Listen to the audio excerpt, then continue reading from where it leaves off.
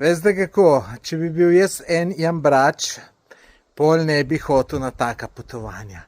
Bi šel enkrat, pa bi rekel, da si imam jaz tega, kaj je meni treba tega, bom jaz raj doma. Tako, kar rečemo danes, že cel dan po takem vročem soncu se gonem, da vam ne morem povedati.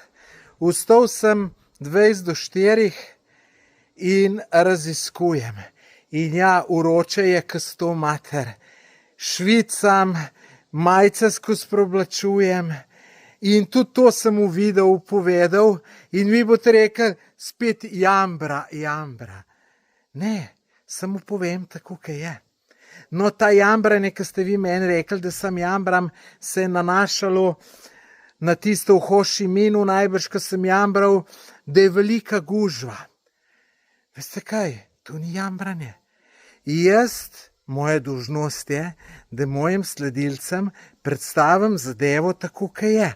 Jaz nisem eden unih, ki bo, joj, lejte, kako je super, vrhunsko, wow, sama hvala. Po bo pa kdo odvešel, bo pa rekel, lej nakladača, kako je naložil. Jaz povem tako, kaj je, pa tako, kaj jaz to vidim. Kdo mogoče drugače vidi?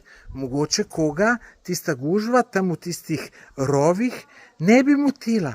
Mene je motila. Mene sem povedal, tudi sem že parkrat rekel, meni so Filipini veliko boljši kot Vietnam, Tajska in tudi Kambodža, zato ker je veliko manj turizma.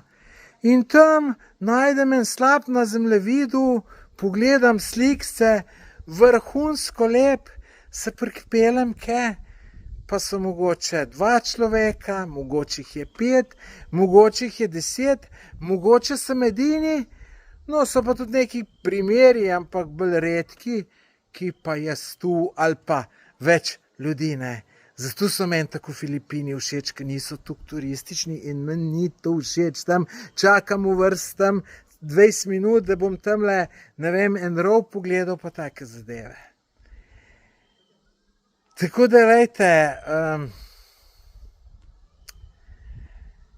to je moje mnenje glede tega jambranja. Če se vam zdi jambranje, pač ne glejte.